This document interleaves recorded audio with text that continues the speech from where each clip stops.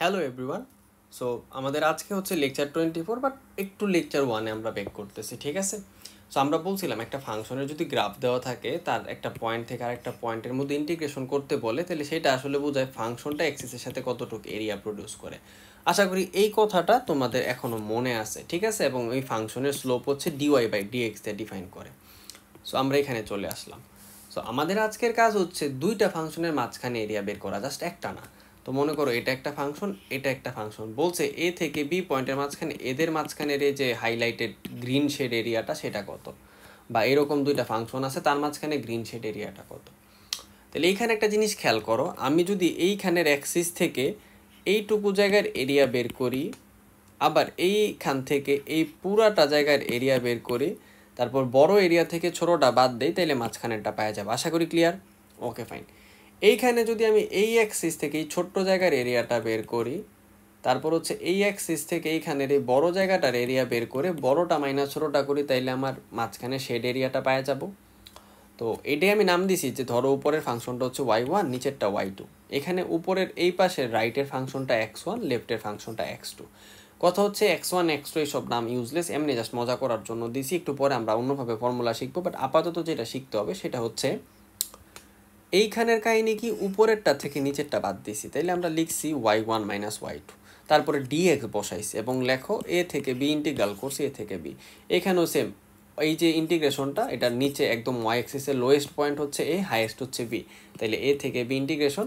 তারপরে x1 মাইনাসের x2 লিখে dy লিখছি। কথা হচ্ছে x1 মাইনাস x2 কেন লিখলাম, y1 মাইনাস y2 কেন লিখলাম, dx কেন লিখলাম, dy কেন লিখলাম।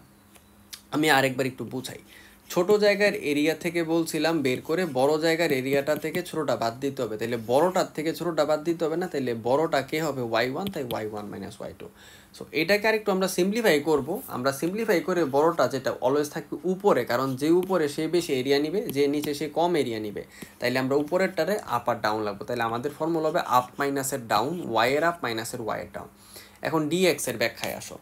এই যে এরিয়াটা হইলো এইটুকু জায়গা, এই জায়গায় যদি একটা বক্স আঁকি রেক্টেঙ্গেল, তাহলে সেটার শেডটা দেখো এখানে এক্স এক্সিস আইসা পড়ে, তাহলে এইখানে y up minus Y down করলে এইভাবে যে আপ থেকে ডাউনের দিকে আসলে যে লাইনটা আঁকবো সেটার শেডটা এক্স এক্সিসে পড়বে, তাহলে এই জন্য এখানে ডিএক্স। আর এই যে কার্ভ দুইটা আছে, একটা রাইটে আছে একটা লেফটে আছে, সো এটা হচ্ছে এক্স রাইট, এটা হচ্ছে এক্স লেফট। লেখাগুলো আমার খুব বিচ্ছিরি হয়েছে, সেজন্য আমি অনেক দুঃখিত। রাইট থেকে যদি লেফটকে বিয়োগ দাও, কারণ এই রাইটেরটা বড় এরিয়া করবে, লেফটেরটা ছোট এরিয়া করবে, তাইলে তো মাঝখানেরটা পাবা। তাহলে রাইট থেকে লেফট বরাবর যদি অ্যাপ্রোচ করো, এইখানে যে বক্সটা হবে সেটার শেডটা ওয়াই অ্যাক্সিসে পড়ে, তাহলে এই ছোট্ট জায়গাটা ওয়াই অ্যাক্সিসে বলে এর নাম হচ্ছে ডিওয়াই। তাই এখানে আমরা ডিওয়াই লিখছি, আর এখানে x right minus X left লিখছি। আশা করি এই পর্যন্ত সব কিছু তোমাদের একদম ক্লিয়ার।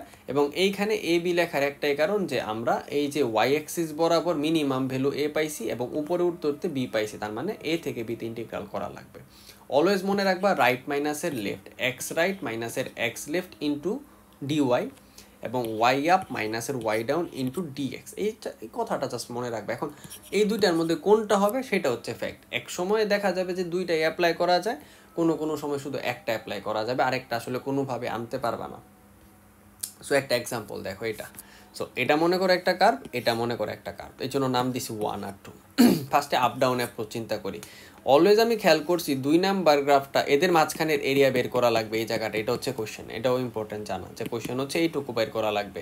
তাহলে 1 আর 2 এর মাঝখানে খেয়াল করে দেখো 2 নাম্বার কার্ভ অলওয়েজ উপরে থাকে, 1 নাম্বার অলওয়েজ নিচে থাকে, তাহলে 2 is always up, 1 is always down. Left right approach থেকে চিন্তা করলে এই যে 2 নাম্বার কার্ভ সে সারা জীবন লেফটে থাকে, এবং 1 নাম্বার কার্ভ সারা জীবন 2 এর রাইটেই থাকে। এরকম হয় নাই যে ধরো এরকম হইতো, যদি এই কার্ভটা এইখান থেকে এরকম হয়ে আবার এরকম হইতো, তাইলে তো সে একবার রাইট হইলো একবার লেফট হইলো, তাইলে হইতো না, সে অলওয়েজ রাইটে আছে। তাইলে এখানে রাইট লেফট আপ ডাউন যে কোনো অ্যাপ্রোচে অঙ্ক করতে পারবো। So both formula can be used. এবার এইটারে দেখো, এখানে 3টা গ্রাফ দিছে, এটা একটা গ্রাফ, এটা একটা গ্রাফ, এটা একটা গ্রাফ, বলছে এদের মাঝখানের এই জায়গাটা বের করে দেখানোর জন্য। ফার্স্ট অফ অল খেয়াল করো, আপ ডাউন অ্যাপ্রোচে যদি চিন্তা করো 3 অলওয়েজ আপ, কোনো সময় 1 আপ, কোনো সময় 1 আছে ডাউনে, যতক্ষণ এতটুক জায়গায় আছে, তারপর আবার এইটুক জায়গায় 2 হচ্ছে ডাউনে।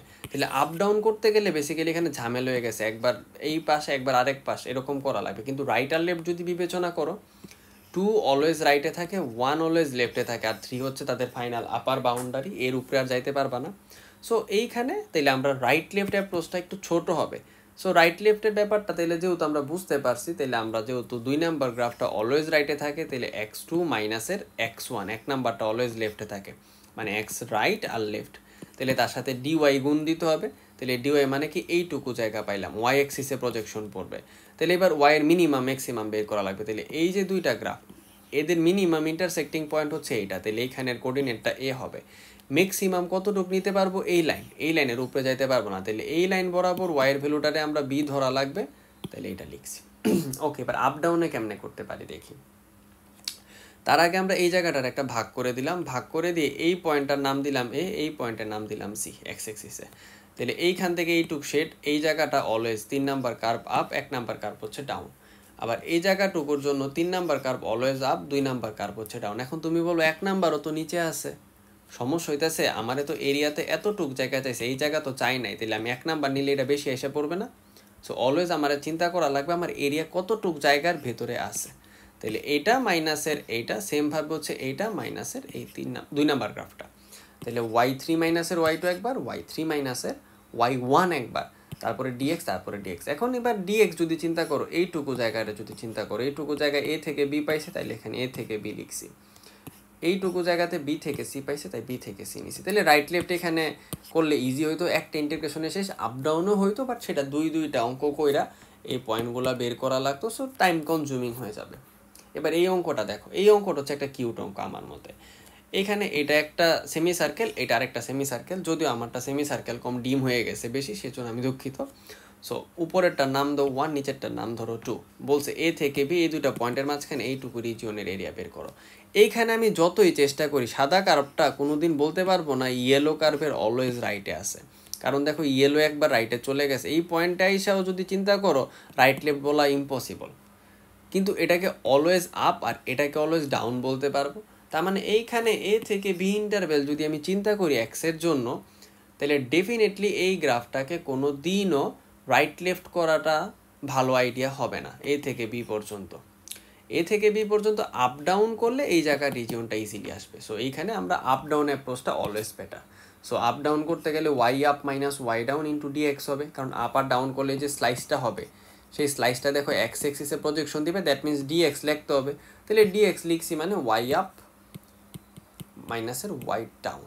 যদি ডিএক্স হয় তাহলে ফর্মুলায় ওয়াই আসবে, আর ডিওয়াই হলে ফর্মুলায় X right minus X left আসবে। সো একটা অঙ্ক দেখো, বলছে X plus Y equals to 4, এই স্ট্রেট লাইন যে এরিয়াটা এনক্লোজ করবে উইথ বোথ এক্সিস, তার মানে এক্স আর ওয়াই এক্সিসের মাঝখানে, তার মানে এইটুক ছোট্ট জায়গা চাইছে।